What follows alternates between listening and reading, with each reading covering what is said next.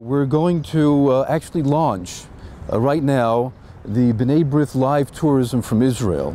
Gil Perez, who's a very seasoned guide, he's going to take us through the alleyways of the old city of Jerusalem to some of the most significant sites, historical and religious sites.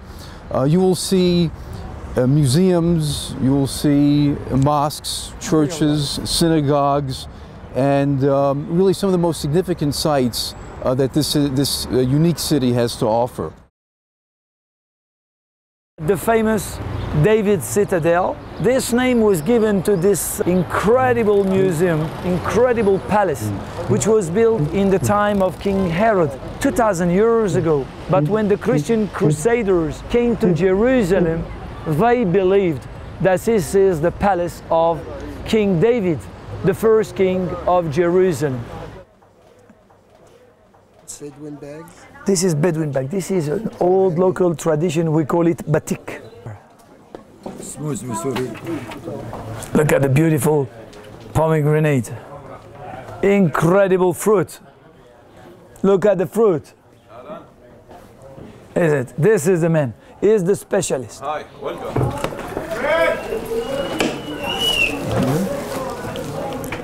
Habib Albi. Church of Holy Sepulchre. This is the place where Jesus fell on his way to crucifixion. This church has been built over the rock named Golgotha, and the church was built over 300 years after this event. The place where his body was washed and his grave are inside the building. You can see our people praying. This is between Mincha and Ma'arif. Up on the Temple Mount is the Golden Dome, which is not a prayer spot. It's covering up the holy rock. But here to the right is the central mosque. The western wall is not for us a wailing wall. The Temple Institute is not a museum. We don't have a lot of old things here. The Jewish people have been praying for the temple for 1,944 and a half years. And we want to say that not only did we pray and cry about the temple, we also did what we could in order to be ready for the event of the rebuilding of the temple whenever it happens. We do a lot of research, we do teaching, and we also replicate the tools and the vessels and the garments of the holy service. Learning about it and teaching about it is like building it. So I feel that every day I come to work, I'm building the Holy Temple. Herzl wrote a book, The Jewish State, the vision of what should be the life of Jewish people. And he tells the Jewish people, we should have a homeland, a Jewish homeland. This is the only way to avoid such problems. We can be a minority anywhere in the world, but we have to be sure that in case of trouble, we have a place where we can go back to. A place which belongs to us. No one can take it from us. We are now preparing the ceremony for Israel independence. He is teaching them how to march. We came at the first week of that training. The commanding officers are carrying their own unit flag, and sergeants are marching in front. As you can see, the flags are still tied up, and you can see the kids are training as soldiers. This is Israel.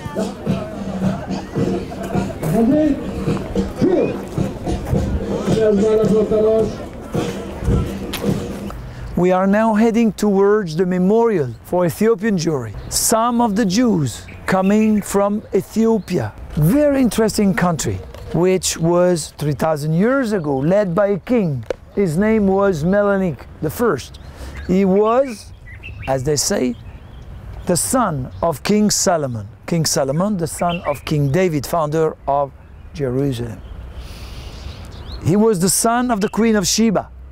King Solomon married this gorgeous princess. from Eastern Africa. And she came back to Africa and turned her country into the first Jewish kingdom outside the land of Israel. Hundreds of members of the community perished and were buried along the way, and many others are missing to these days.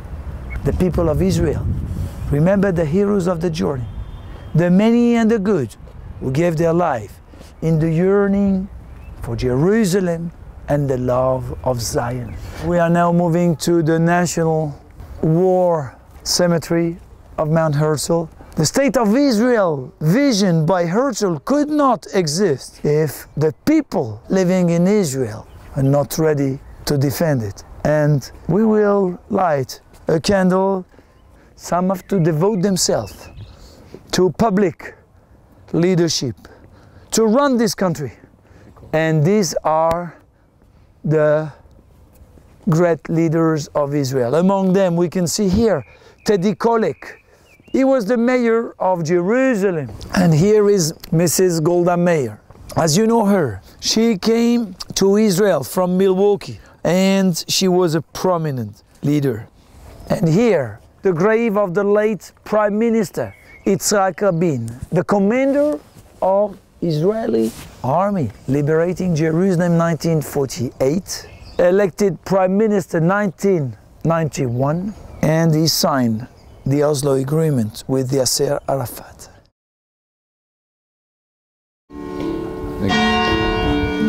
Gil, here we are again. It's great to be with you on the third tour that we're taking. Pleasure. And here we can hear the bells ringing out here in Jerusalem exactly at 4 o'clock in Jerusalem.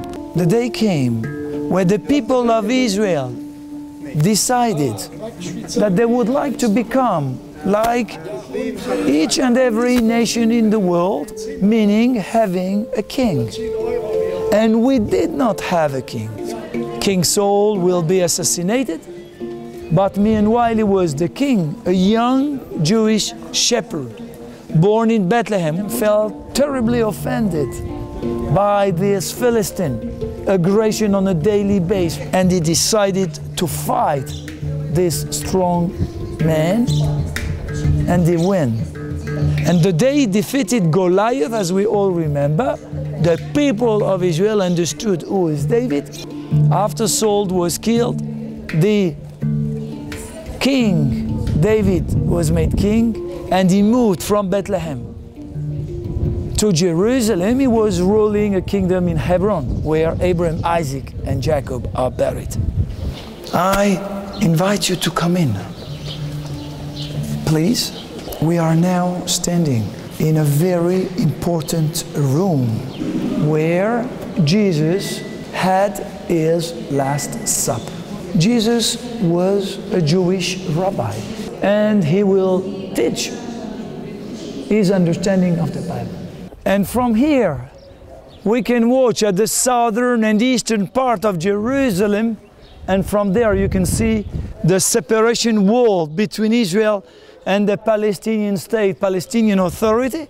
Here we can see the graves of Jews who decided all over the history to be buried here in Jerusalem, Mount of Olives, for the day, for the D-Day, the day Messiah will come, climbing down the hill on the slopes of Mount of Olives, and resurrection should happen. From this day, the people of Israel will know He is the Messiah.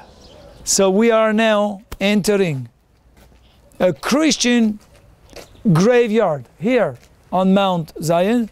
I would like you to see this very interesting grave. Oskar Schindler, let me remind you. He was the man, a German Christian, who opened factory, pots factory. Rather than using regular workers in a factory, he decided to employ Jewish people, and through this save them from Holocaust. And he was made after the war a righteous among the nation. He saved over 1,200 men. Each one is a world.